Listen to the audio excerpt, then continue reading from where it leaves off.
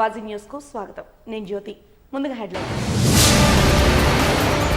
సార్వత్రిక ఎన్నికల నేపథ్యంలో అనకాపల్లి జిల్లా పోలీసు అధికారుల అప్రమత్తత. సమయస్ఫూర్తిగా వ్యవహరిస్తూ శాంతి భద్రతలను పరిరక్షించడమే ధ్యేయంగా అనకాపల్లి జిల్లా ఎస్పీ కేవీ మురళీకృష్ణ సమక్షంలో మావ్ ఆపరేషన్. ఏయూ పూర్వ విద్యార్థులు నిర్వహిస్తున్న నక్షత్ర టాలెంట్ షో పోస్టర్ను ఆవిష్కరించిన ఏయూవీసీ. గ్రామాల్లో ఉండే నైపుణ్యం, ప్రతిభ ఆధారంగా జరిగే పోటీ ఇదని స్పష్టం చేసిన ఆచార్య PVGD Prasad Reddy. APPTD SWS union రాష్ట్ర అధ్యక్షులు సుందరపు అక్రమ సస్పెన్షన్ను ఎత్తివేయాలి. అఖిలపక్ష కార్మిక ఉద్యోగ ప్రజా సంఘాల రౌండ్ టేబుల్ సమావేశ తీర్మానం.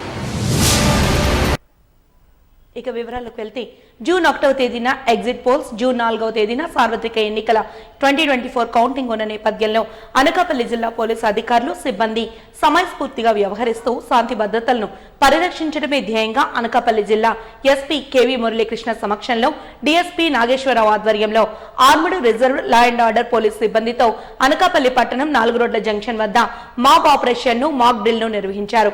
ఏవైనా అవాంఛనీయ సంఘటనలు పోలీసుల దృష్టికి వచ్చినప్పుడు 144 సెక్షన్ అమల్లో ఉన్న సందర్భంలో ప్రజల శాంతి భద్రతల దృష్ట్యా పోలీసులు ఏ విధంగా స్పందించాలి, అక్రమ జన సమూహాలను ఏ విధంగా చెదరగొట్టాలి అనే పద్ధతిలో భాగంగా అక్రమ జన సమూహాలను కంట్రోల్ చేయడానికి మొదటగా వార్నింగ్ ఇచ్చుట, వినకపోతే మెజిస్ట్రేట్ అనుమతితో టియర్ గ్యాస్ ప్రయోగించుట, ఉద్రిక్త పరిస్థితుల్లో తనను తాను రక్షించుకుంటూ లాఠీ చార్జ్, ఆ తర్వాత ఫైర్ డిపార్ట్మెంట్ వారితో వాటర్ కెనాన్ ప్రయోగించుట, ప్లాస్టిక్ పైలట్స్ ఫైరింగ్, అప్పటికి పరిస్థితిని అదుపులోకి రాని ఎడల ఫైరింగ్ చేయటం వంటివి ఈ మాక్ డ్రిల్లో ప్రదర్శించారు.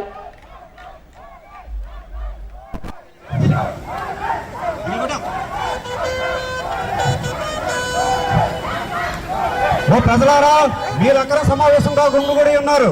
పోలీసు వారు భాషపై ప్రయోగించిన, లాఠీ చార్జీ చేసిన ఇక్కడి నుంచి మీరెవరూ కూడా చెదరిపోలేదు. తక్షణమే మీపై పోలీసు వారు వాటర్ కెనాన్ ప్రయోగించరు. తక్షణమే ఇక్కడ నుంచి మీరందరూ వెళ్ళిపోండి, వెళ్ళిపోండి, వెళ్ళిపోండి.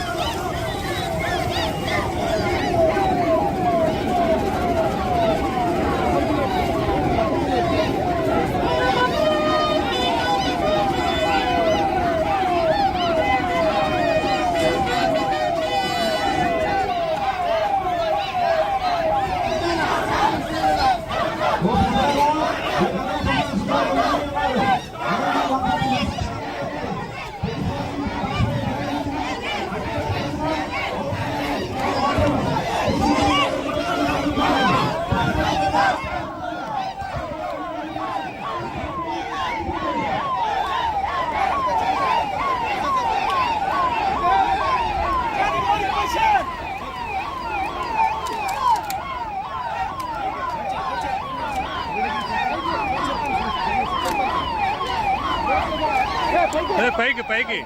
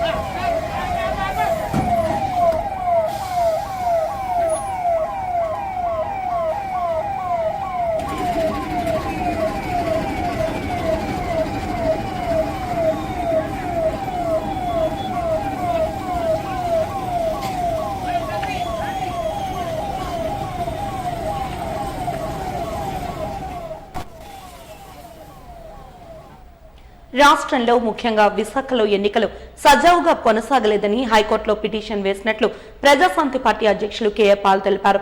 ఈ మేరకు రైల్వే న్యూ కాలనీ పార్టీ కార్యాలయంలో నిర్వహించిన మీడియా సమావేశంలో కేఏ పాల్ మాట్లాడారు.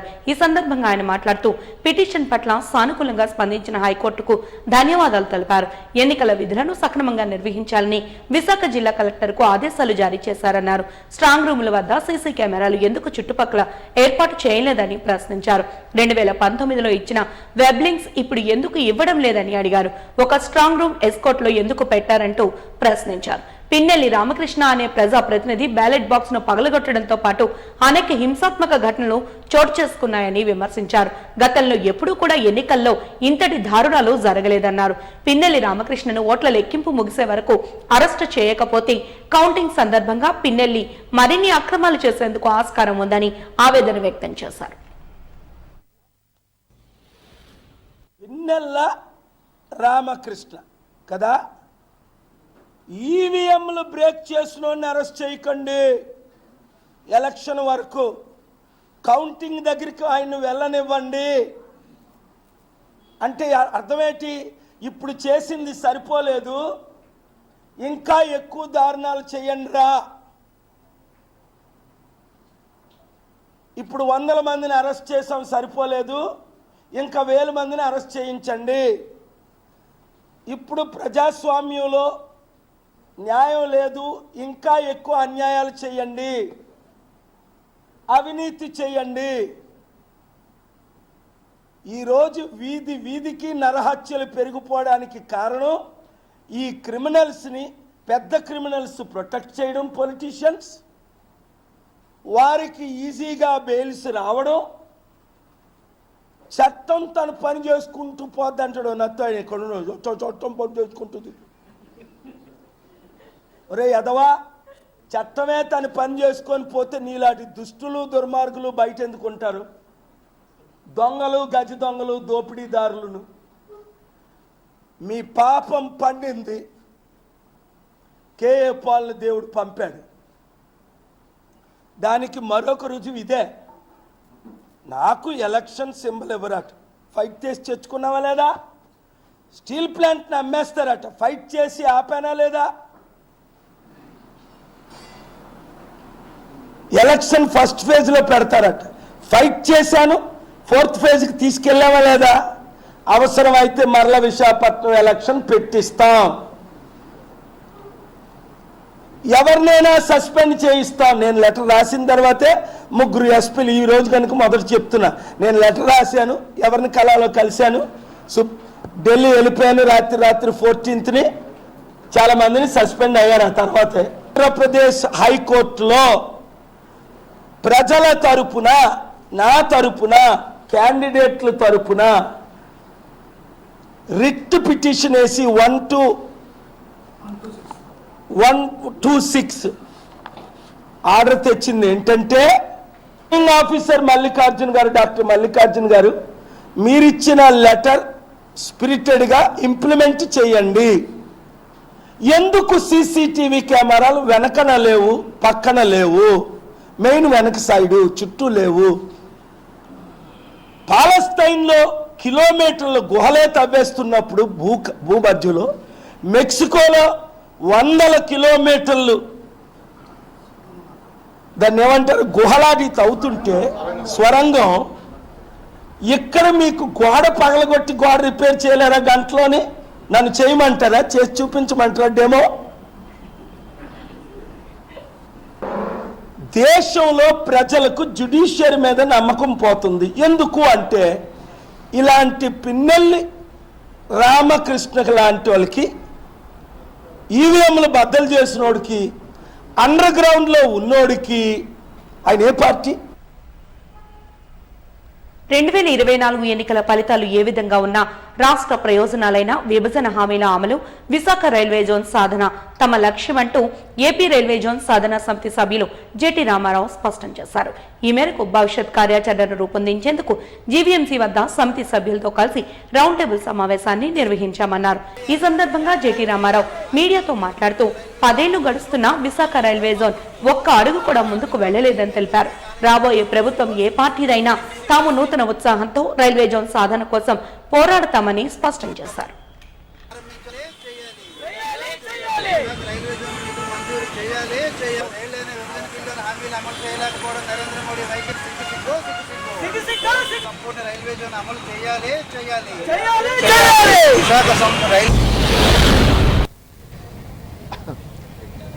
ఈరోజు విశాఖ జీవీఎంసీ గాంధీ విగ్రహం వద్ద గత 2 దశాబ్దాలుగా విశాఖ రైల్వే జోన్ కోసం పోరాటం చేస్తున్న ఏపీ ప్రజా సంఘాల జేఏసీ సభ్యులు మిత్రులు కారం వినయ్ ప్రకాష్ గారు, బత్తుల నీలకంఠం గారు, అలాగే రామకృష్ణ గారు, అఖిల్ గారు, శివాజీ గారు పెద్దలందరితో సమావేశం ఏర్పాటు చేయడం జరిగింది. రాబోయే ఎన్నికల రిజల్ట్లో ఏ ప్రభుత్వం అధికారంలోకి వచ్చినా రాష్ట్ర ప్రభుత్వం కానీ కేంద్ర ప్రభుత్వం కానీ విశాఖ రైల్వే జోన్ కోసం రాజకీయాలకు అతీతంగా మేము సంపూర్ణ రైల్వే జోన్ కోసం పోరాటం చేస్తూ ఉన్నాము. అలాగే కేకే లైన్ మీద ఉన్న కొన్ని సమస్యల విషయంలో కానీ, అలా మరీ ముఖ్యంగా ఉద్యోగుల పని విభజన, తెలుగు వాళ్ళేమో బీహార్, బెంగాల్, ఒరిస్సా వాళ్ళేమో ఎక్కడ ఉండిపోయారు, తెలుగు వాళ్ళేమో భువనేశ్వర్లో ఉండిపోయారు, వీళ్ళేమో అక్కడికి పోవాలి, వాళ్ళు ఎక్కడికి రావాలి. మరోవైపు రైల్వే జోన్ కోసం కేటాయించిన భూముల కోసం అయోమయం, కన్ఫ్యూజన్ రాజకీయ పార్టీలు క్రియేట్ చేస్తూ ఉన్నారు.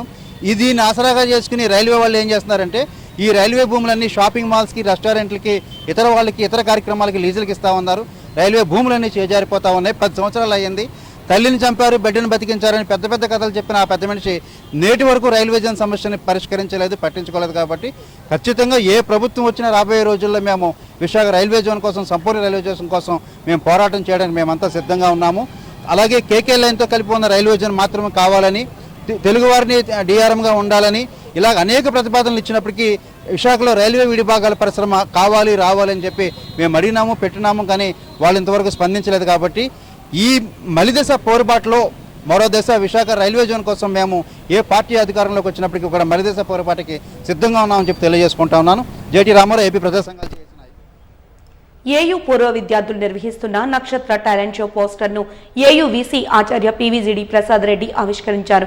ఈ మేరకు ఏయూలోని అల్యూమినా సెమినార్ హాల్లో ఏర్పాటు చేసిన మీడియా సమావేశంలో ప్రసాద్ రెడ్డి మాట్లాడుతూ యువతకు చాలా నైపుణ్యం ఉందని, చాట్ జీపీటీ, ఏఐ వచ్చిన తర్వాత ఉద్యోగాల్లో కూడా మార్పు వస్తోందన్నారు. అదేవిధంగా సోషల్ కనెక్టివిటీ కూడా మారుతోందని, మనుషుల మధ్య సంబంధాలు లేకుండా పోతున్నాయని ఆవేదన వ్యక్తం చేశారు.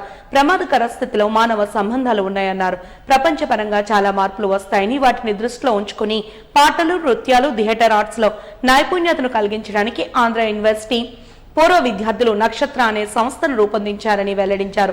నక్షత్ర సంస్థ ఏకదాసు ప్రారంభించిందని, గ్రామ, పట్టణ ప్రాంతాల్లో స్కూల్ బయట వ్యక్తులను కలుపుకొని పాటలు, నృత్యాలు, థియేటర్ ఆర్ట్స్ లో జరిగే పోటీల్లో పాల్గొనవచ్చని తెలిపారు. వ్యక్తుల్లో ఉండే నైపుణ్యం, ప్రతిభ ఆధారంగా జరిగే పోటీ మాత్రమే ఇదని స్పష్టం చేశారు.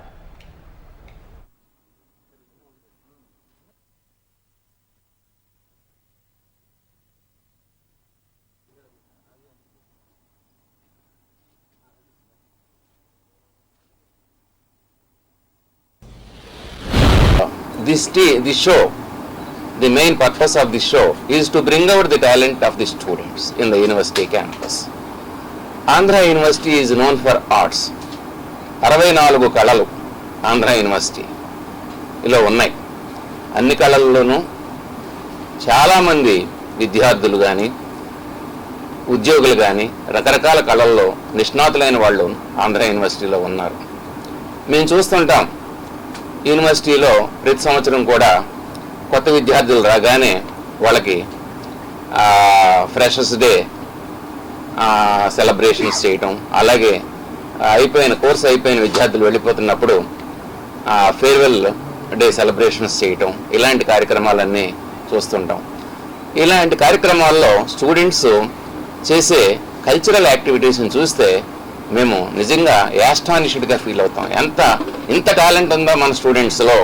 డాన్స్ కానీ, మ్యూజిక్ కానీ, పాటలు కానీ, western music, western dance, classical డ్యాన్స్లు, ఇలాంటివన్నీ చూసి నిజంగా how our students are, how great our students are అని మేము ఎలా ఫీల్ అవుతూ ఉంటాం. అయితే ఏంటంటే ఈ టాలెంట్ని బయటికి తీసుకొచ్చే మార్గం ఇంతవరకు మనకు అవకాశం లేదు. ఏంటంటే వాళ్ళు బయటగా నేర్చుకోవచ్చు, ప్రొఫెషనల్గా నేర్చుకోవచ్చు, ఇంట్లో నేర్చుకోవచ్చు. ఎక్కడ నేర్చుకున్నా రోజు చూస్తా ఉన్న స్టూడెంట్ని ఆర్డినరీగా కనపడతారు మాకు. ఆల్ ఆఫ్ ఏ సడన్ ఆ సెలబ్రేషన్స్లో చూస్తే మెస్మరైజ్ చేస్తారు మమ్మల్ని. మాతోటి మేము అలాగా మా బిడ్డలు ఇంతలాగా టాలెంట్ ఉన్న వాళ్ళు ఉన్నారా అని మేము ఒక్కొక్కసారి నిజంగా చాలా సంతోషపడుతుంటాము. ఆ టాలెంట్ని బయటికి తీసుకొచ్చి వాళ్ళకి ఒక మంచి గుర్తింపుని తేవాలనేది మన వైస్ ఛాన్సలర్ ప్రసాద్ రెడ్డి గారి సంకల్పం. ఈ ప్రాసెస్లో హైదరాబాద్లో ఎంటర్టైన్మెంట్ క్యూబ్ అనే ఒక సంస్థ ఉంది. దాంట్లో భాగంగా ఈయన నషీద్ అహ్మద్ గారు నక్షత్ర టాలెంట్ షో అని ఈ విద్యార్థుల్ని ప్రోత్సహించి ఆడిషన్స్ చేసి వీళ్ళని బయటికి తీసుకొచ్చి మంచి సెలబ్రేషన్స్ చేయాలనే ఒక కోరికతోటి ఈయన ముందుకు వచ్చారు. ఆయన ముందుకు వస్తే మన ఆంధ్ర యూనివర్సిటీ వైస్ ఛాన్సలర్ గారు వెంటనే ఇది చాలా అవసరం, మన ఆంధ్ర యూనివర్సిటీలో ఎంతో మంది విద్యార్థులు ఎన్నో కళల్లో ఆరితేరిన వాళ్ళు ఉన్నారు, ఈ కళల్ని బయటికి తీసుకొస్తేనే కానీ ఆంధ్ర యూనివర్సిటీకి ఒక గౌరవం గుర్తింపు ఇంకా మరింతగా పెరుగుతుంది అనే ఒక ఆయన ఆలోచనతోటి ఆ ఆర్ట్స్ కాలేజీ ప్రిన్సిపాల్గా నేను ఉన్నాను, నరసింహారావుని నా పేరు, నన్ను కూడా ఇన్వాల్వ్ చేసి, ఎందుకంటే మోస్ట్లీ స్టూడెంట్స్ ఆర్ట్స్ కాలేజీ స్టూడెంట్స్లో ఎక్కువ టాలెంట్ ఉంది అనేది అందరికీ తెలిసిన విషయం. మీడియా మిత్రులందరినీ కూడా ఆంధ్ర యూనివర్సిటీకి ఆహ్వానించడానికి మెయిన్ కారణం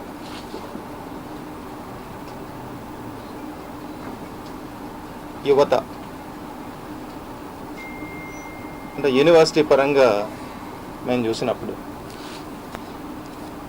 అద్భుతమైనటువంటి నాలెడ్జ్తో పిల్లలు హైయర్ ఎడ్యుకేషన్కి రావటం, యూనివర్సిటీలో చేరినటువంటి ప్రతి విద్యార్థి కూడా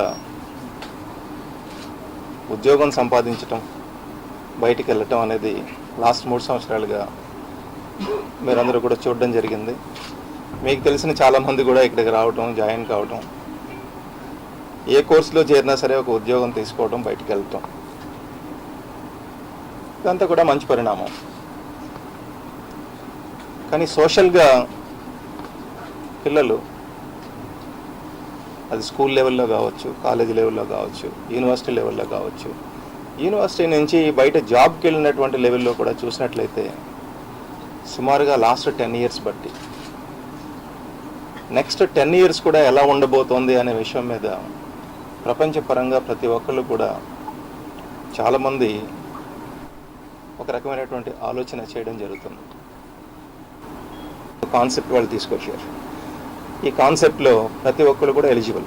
అది కేవలం ఆంధ్ర యూనివర్సిటీ స్టూడెంట్స్ కాదు, విశాఖపట్నంలో ఉన్నటువంటి ఎవరన్నా రావచ్చు, స్కూల్ నుంచి రావచ్చు, ఇంటర్మీడియట్ కాలేజ్ నుంచి రావచ్చు, అసలు ఈ వైజాగ్లో ఏ స్కూల్లోనూ చదువుకుండా ఫిషర్మ్యాన్ కాలనీలో కేవలం ఫిషింగ్ చేసుకుంటున్న వాళ్ళు రావచ్చు, విజయనగరం నుంచి రావచ్చు, శ్రీకాకుళం రావచ్చు, ఉత్తరాంధ్ర నుంచి ఎవరన్నా రావచ్చు, పక్క నుంచి కూడా రావచ్చు. అది త్రూఅవుట్ ఎవరన్నా సరే, అంటే ఏజ్ గ్రూప్తో సంబంధం లేకుండా, ఎడ్యుకేషన్తో సంబంధం లేకుండా ఈ మ్యూజిక్ కానీ, డ్యాన్స్ కానీ, ఆర్ట్స్ కానీ, క్రాఫ్ట్స్ కానీ దేంట్లో ఉన్నా సరే అసలు ఫస్ట్ ఆఫ్ ఆల్ నాకు అసలు నేర్చుకుందాం అనుకుంటున్నాను అంటే అదొక కైండ్ ఆఫ్ పార్టిసిపేషన్.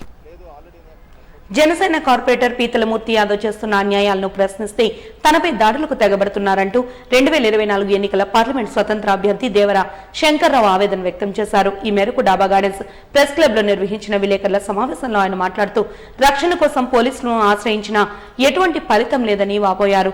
ప్రజాస్వామ్యం కోసం ఎన్నికల బరిలో నిలిచిన తమలాంటి అభ్యర్థుల పరిస్థితే ఇలా ఉంటే సాధారణ సామాన్య మానవుల పరిస్థితి ఇంతకన్నా దీనమంటూ విమర్శించారు. ఎంవీపీ పోలీస్ స్టేషన్ లో ఫిర్యాదు చేసిన కనీసం పోలీస్ స్టేషన్ గడప కూడా పీతలమూర్తి యాదవ్ రాకపోవడం గమనీయమన్నారు. తమకు న్యాయం దక్కే వరకు ఎన్నికల కమిషన్ కు ఫిర్యాదు చేస్తామని తెలిపారు. సమావేశంలో ఇతర స్వతంత్ర అభ్యర్థులు ఆయనకు మద్దతుగా నిలిచారు.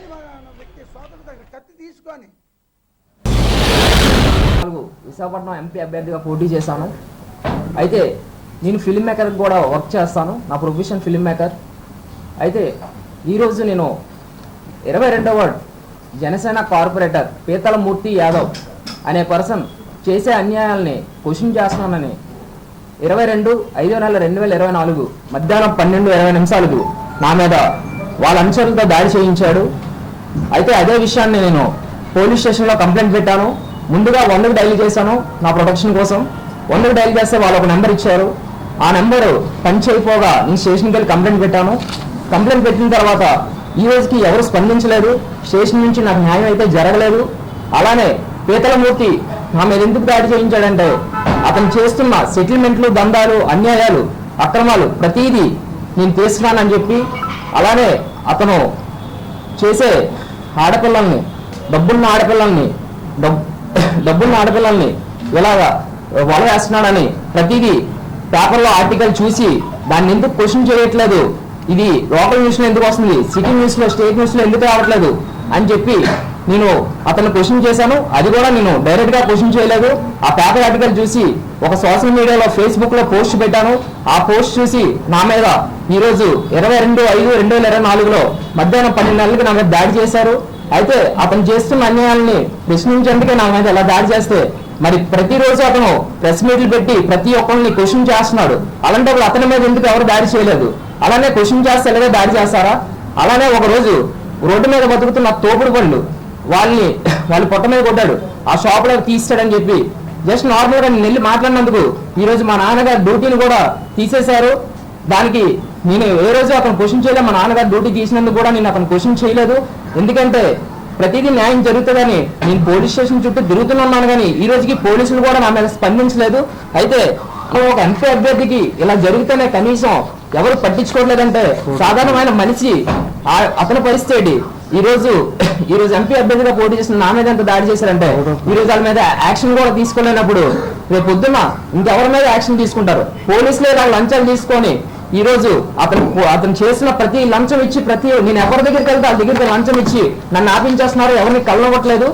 ప్రతి దగ్గరికి నేను వెళ్ళి ఖచ్చితంగా దీనికోసం క్వశ్చన్ చేస్తాను. ఎంతవరకైనా ఎంత దూరమైనా నేను వెళ్తాను.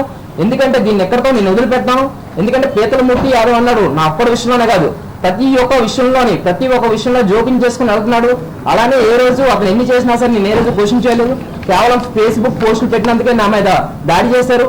ఆ రోజు నా మీద చంపడానికి మాత్రమే వాళ్ళందరినీ పంపించాడు. కానీ చుట్టుపక్కల ఉన్న ప్రతి ఒక్కడు నా ఏరియాలో ఉన్న 22వ వార్డు వాసులు, మంగాపురం కాలనీ వాసులు అందరూ నన్ను కాపాడారు. కాపాడలేకపోతే ఆ రోజు నేను చనిపోవాలి. ఆ రోజు నా మీద ముగ్గురు నా మీదకి వచ్చినప్పుడు మటన్ షాప్ దగ్గర కత్తి తీయపోగా ఆ మటన్ షాప్ వాడు కత్తి లాగేశాడు కాబట్టి నా మీద నేను ఈ రోజు ప్రాణంతో బయటపడ్డాను.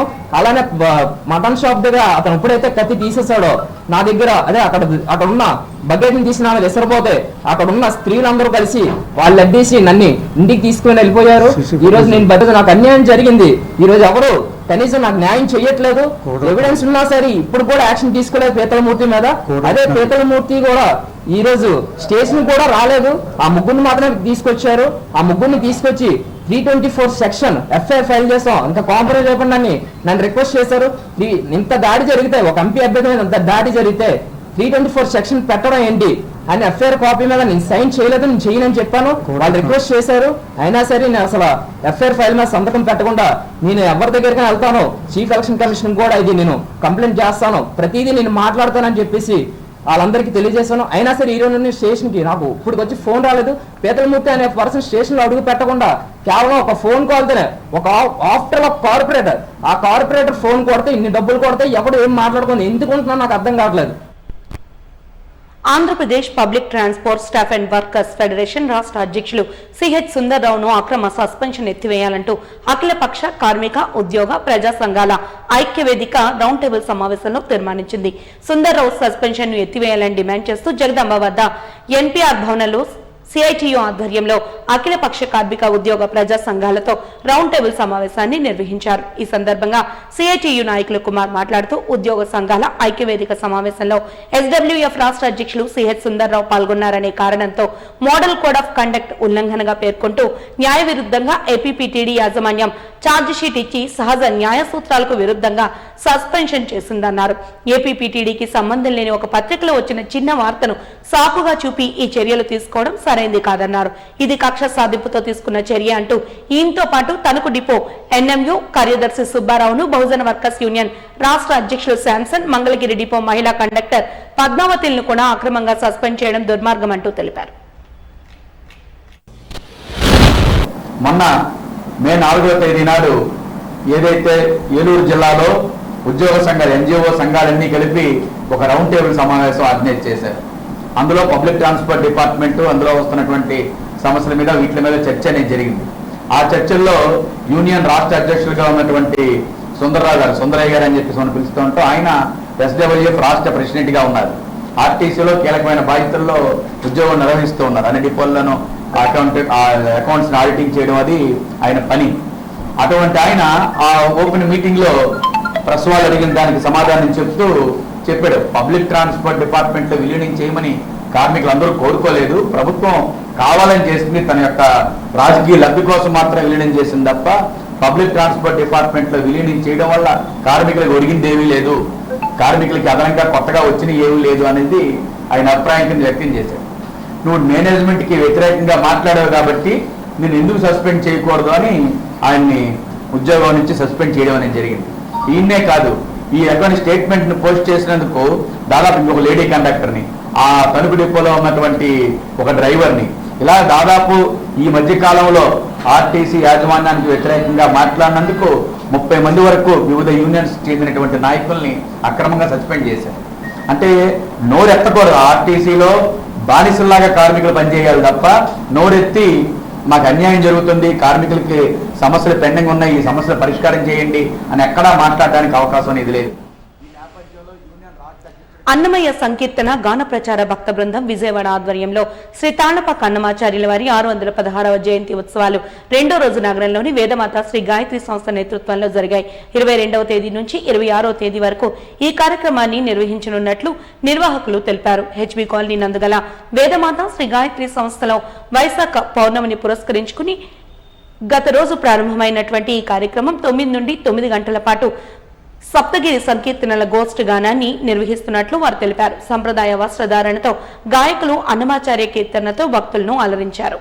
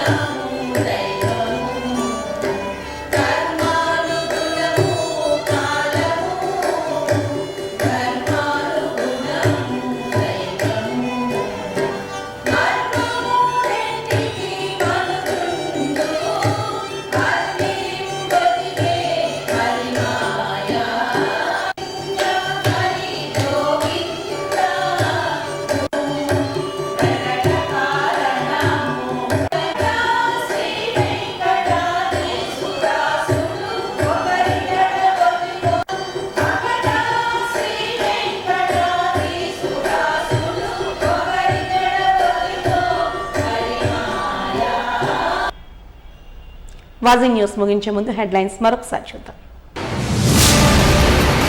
సార్వత్రిక ఎన్నికల నేపథ్యంలో అనకాపల్లి జిల్లా పోలీసు అధికారుల అప్రమత్తత, సమయస్ఫూర్తిగా వ్యవహరిస్తూ శాంతి భద్రతలే లక్ష్యంగా అనకాపల్లి జిల్లా ఎస్పీ కేవీ మురళీకృష్ణ సమక్షంలో మాబ్ ఆపరేషన్. ఏయూ పూర్వ విద్యార్థులు నిర్వహిస్తున్న నక్షత్ర టాలెంట్ షో పోస్టర్ ను ఆవిష్కరించిన ఏయూవీసీ, గ్రామాల్లో ఉండే నైపుణ్యం ప్రతిభ ఆధారంగా జరిగే పోటీ ఇదని స్పష్టం చేసిన ఆచార్య PVGD Prasad Reddy. APPTD SWF union రాష్ట్ర అధ్యక్షులు సుందర్రావు అక్రమ సస్పెన్షన్ ను ఎత్తివేయాలి, అఖిలపక్ష కార్మిక ఉద్యోగ ప్రజా సంఘాల రౌండ్ టేబుల్ సమావేశ తీర్మానం. వాజింగ్ న్యూస్ ఇంతటితో సమాప్తం. నమస్కారం.